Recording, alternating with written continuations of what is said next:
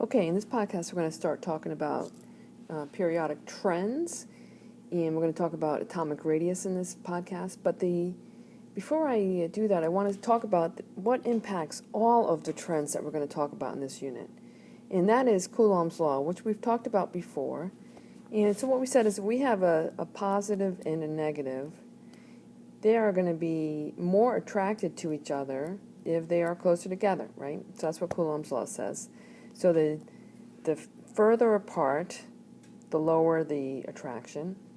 And if I have something that's, let's say, very positive compared to something that's less positive, this is going to have a stronger attraction. So that's what Coulomb's law says, is the energy of that attraction is going to be some constant times Q1, which is the charge of the positive, times Q2, which is the charge of the negative, over a square of the distance. So the bigger the distance is, the smaller the energy of attraction, and the bigger the charge is, the greater the attraction. Okay. So what we're going to talk about first is the whole idea of atomic size. And atomic size is the distance from the nucleus to the outermost electron. Okay?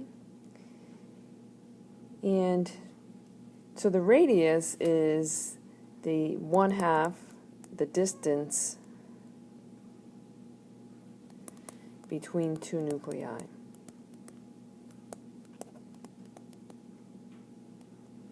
So if I had an atom that was, or an element that's diatomic, and I looked at the distance between them, I could just take half that distance and get it. So how do we know this? Well, this is actually done through X-ray crystallography. Really high-power microscope can sense where light hits and is diffracted from a sheet of an element, and in turn get some indication of what the size or the space is between atoms.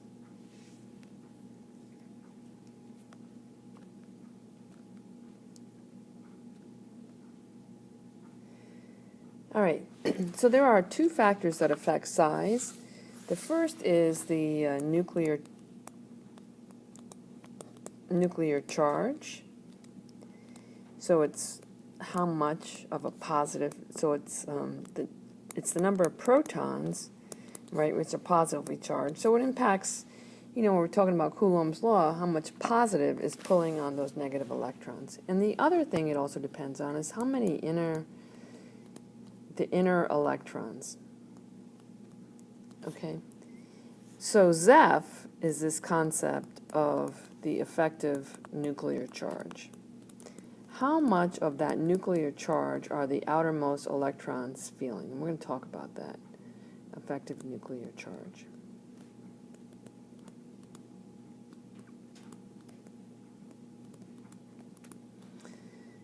Okay.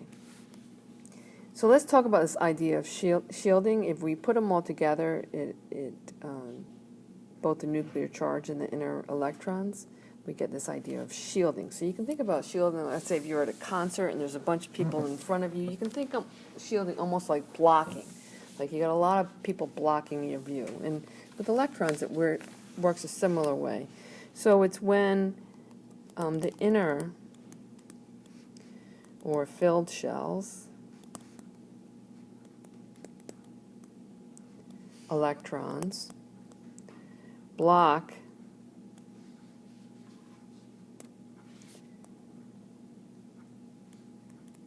the outer,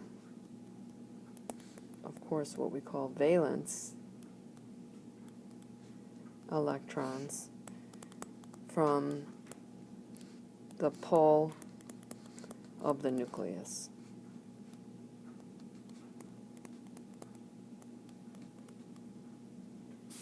Okay. So here's the idea with effective nuclear charge. So let's say I have an atom, chlorine. It's got 7 valence electrons, but it has 3 shells of electrons. So we say that these inner electrons, which are marked in red, shield these outer electrons from how much they feel the pull of the electrons, or I'm sorry, the pull of the protons. These get in the way, okay? So I can say, let's say these 8 electrons here plus these 10 electrons that are inside are kind of canceled out by their pull from the nucleus, the equal in number of electrons. So I feel the 7 electrons here and the 7 remaining electrons that are not neutralizing these, okay? So there's a much greater nuclear charge with chlorine than there is with magnesium, because magnesium, so let's say magnesium has 12 protons and 12 electrons, right? So 10 of those electrons are inside, right? And they affect 10 of the protons, leaving just 2 protons that are pulling on these 2 electrons for magnesium. And I spelled magnesium wrong, it only has 1 S. Okay, so these electrons inside are blocking the pull from the nucleus, okay? And we call this whole idea here of what the electrons in the valence shell are actually feeling in terms of attraction. We can use the idea of effective nuclear charge. We sort of cancel out what the inner shells are doing.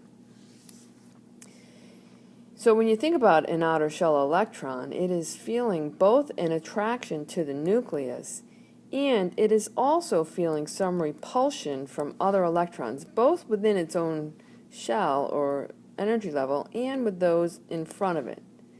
So the whole idea is that some of this repulsion cancels out the attraction, okay? So if I'm talking about, let's talk first, if I have an electron in the center here, closer to the nucleus, it's a pull from the nucleus is not affected by the electrons that are further away from it, okay? So if I'm thinking about valence electrons, which is the ones I'm really interested in because those are the ones that get involved in reactions, it feels the pull from the nucleus, but some of that pull is canceled by the electrons that are in between it and the nucleus. So it shields the electron from the pull of that nucleus. So what we see happening is as we go across a period, let's say from sodium to magnesium to aluminum, the electrons we have the same number of shells or energy levels, right? But as we go across, we are in fact increasing the number of protons, and we have the same amount of shielding in between for all of these, right?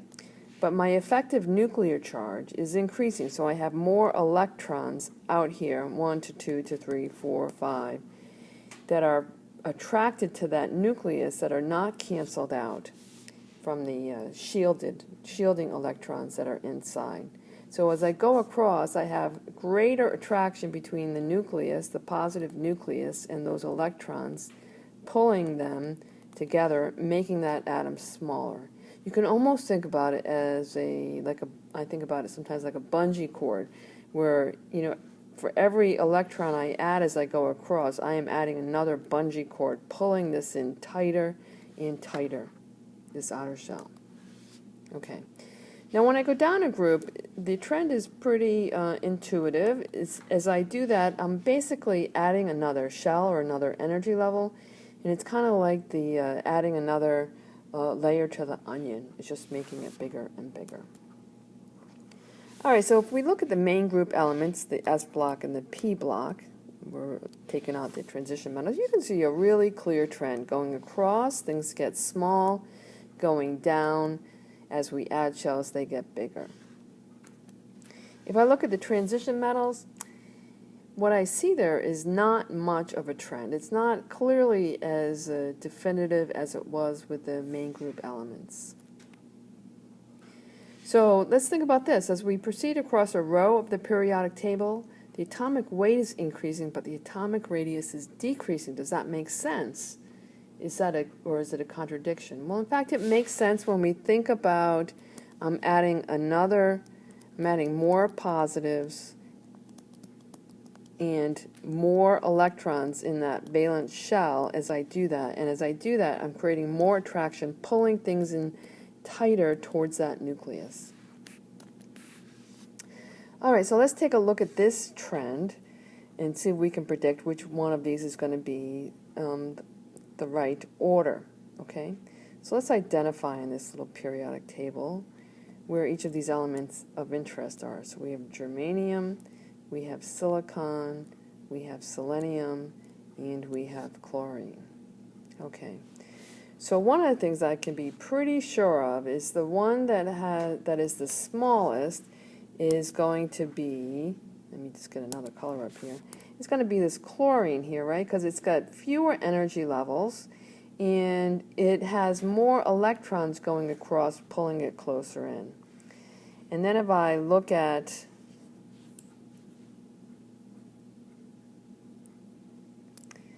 and there's only one that has chlorine as the smallest, so it's obvious it's going to be answer 4. But if I look at selenium versus germanium, so selenium is going to be smaller because it's got more electrons pulling it in closer. And germanium is going to be bigger than silicon because it is adding an additional shell. So why is germanium bigger than arsenic? And that's because I have another proton pulling things in closer, another proton and electron pulling things in closer, making arsenic smaller. All right, so we're going to stop right there, and then the next podcast we're going to talk about size, but with ions.